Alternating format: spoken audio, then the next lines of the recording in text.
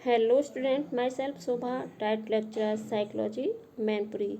आज हम शैक्षिक प्रबंधन एवं प्रशासन जो कि डीएलएड छात्रों का द्वितीय अनिवार्य प्रश्न पत्र है, इसके अंतर्गत विद्यालय प्रबंधन समिति यानी कि स्कूल मैनेजमेंट कमेटी क्या होती है, इसके बारे में जानकारी प्राप्त करेंगे।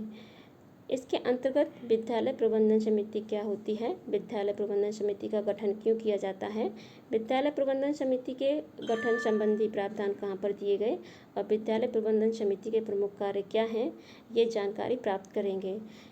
आज का अपना टॉपिक स्टार्ट करने से पहले हमने अपने जो लास्ट वीडियो है उसमें विद्यालय प्रबंधन क्या होता है, विद्यालय प्रबंधन क्यों आवश्यक है और विद्यालय प्रबंधन के क्या उद्देश्य हैं, प्रधानाचार्य की इसमें क्या भूमिका है, इसके बारे में जानकारी प्राप्त कर चुके हैं।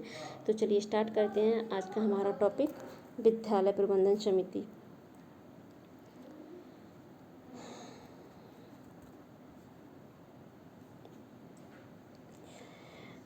विद्यालय प्रबंधन समिति यानी कि जब सर्व शिक्षा अभियान चलाया गया, सर्व शिक्षा अभियान 2001 में आया, जिसका उद्देश्य था प्रारंभिक स्तर की शिक्षा में सुधार लाना। सर्व शिक्षा अभियान के तहत मतलब यह उद्देश्य रखा गया कि प्रारंभिक स्तर की शिक्षा में सुधार कैसे लाया जा सके, यानी कि कक्षा 1 से लेकर के कक्षा 8 तक की शिक्षा में सुधार लाना ही इसका प्रमुख उद्देश्य था।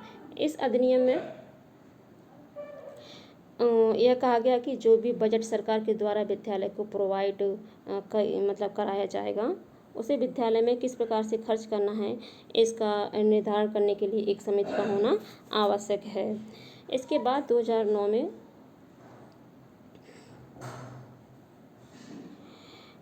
2009 में जब सर्व शिक्षा अभियान का अधिनियम आया, जिसे हम निःशुल्क एवं अनिवार्य बाल शिक्षा अधिकार अधिनियम के नाम से जानते हैं, बना, जिसे 1 अप्रैल 2010 को पूरे भारतवर्ष में लागू कर दिया गया, जम्मू कश्मीर को छोड़कर। जम्मू कश्मीर में इसको लागू नहीं किया गया था।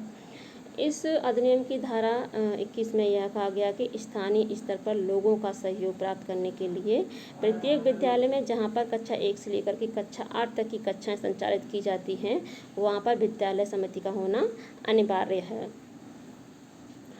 उत्तर प्रदेश शासन के तहत मतलब उत्तर प्रदेश शासन के द्वारा 28 जून 2011 को एक शासनादेश लाया गया, जिसमें यह कहा गया कि प्रत्येक विद्यालय को, गैर अनुदानित विद्यालय को छोड़कर, विद्यालय को सरकारी एवं सरकारी सहायता प्राप्त प्रत्येक विद्यालय को विद्यालय प्रबंधन समिति का निर्माण करना अनिवार्य होगा। विद्यालय प्रबंधन समिति शिक्षकों और अभिभावकों का एक ऐसा मंच है, मतलब जो ये समिति है वो शिक्षकों और अभिभावकों का ऐसा मंच है जिसमें अभिभावक अपने बच्चों को गुणवत्तापूर्ण शिक्षा प्रदान करा सकें। इसके लिए आवश्यक है कि वे विद्यालय प्रबंधन में अपनी सक्रिय भूमिका प्रदान करें, तभी ये संभव होगा कि विद्यालय प्रबंधन समिति का गठन किस प्रकार से किया जाना है।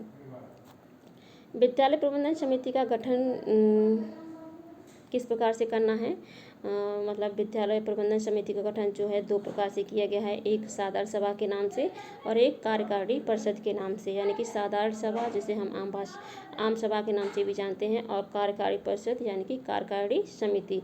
साधारण सभा में जो मतलब साधारण सभा किस प्रकार से बनाई गई है, उसमें कौन कौन लोग सम्मिलित हैं, ये जानते हैं। साधारण सभा में क्या होता है कि सभी शिक्षक आते हैं, सभी अभिभावक आते हैं, स्थानीय प्रमुख लोग भी होते हैं और बेसिक शिक्षा अधिकारी द्वारा नामित 3 शिक्षाविद होते हैं। इसमें कौन कौन होते हैं, सभी शिक्षक होते हैं, सभी अभिभावक होते हैं, सभी स्थानीय प्रमुख लोग होते हैं और बेसिक अधिकारी द्वारा नामित 3 शिक्षाविद भी होते हैं। विद्यालय के अध्यापन कार्य करने वाले सभी शिक्षकगण इस प्रबंध समिति के सदस्य होंगे। स्थानीय स्तर के लोग मतलब स्थानीय स्तर के जो लोग हैं, इसमें जाने माने लोग और प्रमुख लोग जैसे सरपंच हो गए, ग्राम प्रधान हो गए, पार्षद हो गए, एमएलए हो गए, इस समिति के प्रमुख सदस्य होंगे। ये तो हो गया साधारण सभा। अब आते हैं कार्यकारिणी परिषद। इसमें क्या है, इसमें सदस्यों की संख्या कितनी होती है, 15 होती है। 50% महिलाएं यानी कि 8 महिला सदस्य होती हैं। 11 अभिभावक में से एक एसटी का होगा, एक एससी का होगा, ठीक है।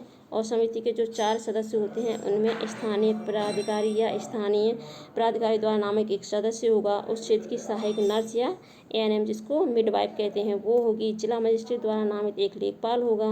विद्यालय का प्रधानाध्यापक इस समिति का प्रतिनिधि सचिव होगा, वह इस समिति का सदस्य होगा। यदि प्रधानाध्यापक नहीं है तो उस समय वरिष्ठ शिक्षक जो है इस समिति का सदस्य होगा। अब आते हैं विद्यालय प्रबंधन समिति की जो बैठक है वो कब कब की जाती है, ठीक है। पहले मतलब जान लेते हैं कि साधारण सभा की बैठक कब की जाती है। विद्यालय प्रबंधन समिति की बैठक जो है वो 2 प्रकार से होती है, एक साधारण सभा की बैठक होती है और एक होती है कार्यकारी परिषद की बैठक। तो सबसे पहले हम जानते हैं कि साधारण सभा की बैठक किस प्रकार से की जाती है। साधारण सभा की बैठक वर्ष में 3 बार करना अनिवार्य है। इसमें पहले कब की जाती है, पहले जो है शैक्षिक सत्र प्रारंभ होने के 15 दिन के भीतर करना, शिक्षक दिवस के अवसर पर करना और शैक्षिक सत्र समाप्त होने के उपरांत या परीक्षा परिणाम घोषित होने के दिन भी कर सकते हैं। और कार्यकारी परिषद की बैठक कब की जाती है, प्रत्येक माह में एक बार करना अनिवार्य होता है। बैठक की सूचना सभी कार्यकारी सदस्यों को 4 दिन पूर्व दे देनी चाहिए और अति आवश्यक होने पर 2 दिन पूर्व भी दे सकते हैं। बैठक प्राथमिक और उच्च प्राथमिक परिषद में रखी जानी चाहिए। यदि विद्यालय परिषद में इसकी कमी है तो ऐसी स्थिति में किसी भी सार्वजनिक स्थान पर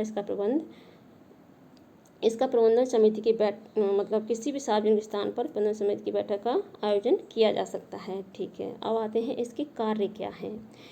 इसके कार्य में नंबर 1 पे आता है 1 से 14 वर्ष तक के सभी बालक बालिकाओं का 100% नामांकन एवं नियमित उपस्थिति को सुनिश्चित कराना। इसका जो प्रथम कार्य होता है वो है कि 1 से 14 वर्ष तक के जो भी बच्चे हैं, जो भी छात्र छात्रा हैं, उनका 100% नामांकन और नियमित उपस्थिति का होना भी इसका प्रमुख कार्य है। सभी शिक्षकगण, सभी छात्रगण, सभी शिक्षा मित्र, सभी अनुदेशक विद्यालय में नियमित रूप से उपस्थित हैं या नहीं, या समय से विद्यालय आ रहे हैं या नहीं, इस बात की देखरेख करना भी विद्यालय प्रबंधन समिति का प्रमुख कार्य है। अब इसका जो तीसरा नंबर है वो है कि विद्यालय से बाहर बच्चों का उनकी आयु संगति में नामांकन करना, ऐसे बच्चों के लिए विशेष प्रशिक्षण की व्यवस्था करना और उनकी गुणवत्ता की देखरेख करना भी इसका प्रमुख कार्य है। बच्चों को बिना भेदभाव के और बिना भय के शिक्षा का अधिकार न मिलने पर स्थानीय प्राधिकारी को सूचित करना। अगर बच्चों को बिना भेदभाव के या बिना भय के शिक्षा का अधिकार प्राप्त नहीं हो रहा है तो इसका प्रमुख कार्य ये है कि स्थानीय प्राधिकारी को सूचित करें और इसकी उचित व्यवस्था कराएं, ठीक है। अब आते हैं नंबर 5 पे, निःशक्त बच्चों का नामांकन कराना और प्रारंभिक शिक्षा पूरी होने तक इनकी सुविधाएं, मतलब क्या है कि निःशक्त बच्चों का नामांकन कराना, प्रारंभिक शिक्षा पूरी होने तक इनकी सुविधाओं और भागीदारी की देखरेख करना भी इसका प्रमुख कार्य है। मध्याह्न भोजन की नियमितता और गुणवत्ता का ध्यान में रखना भी इसका प्रमुख कार्य है। बच्चों के अधिकार एवं शिक्षा के अधिकार के बारे में आसपास के लोगों को बताना और उन्हें जागरूक करना भी इसका प्रमुख उद्देश्य है, यानी कि कार्य है, ठीक है। आज के लिए बस इतना ही, धन्यवाद।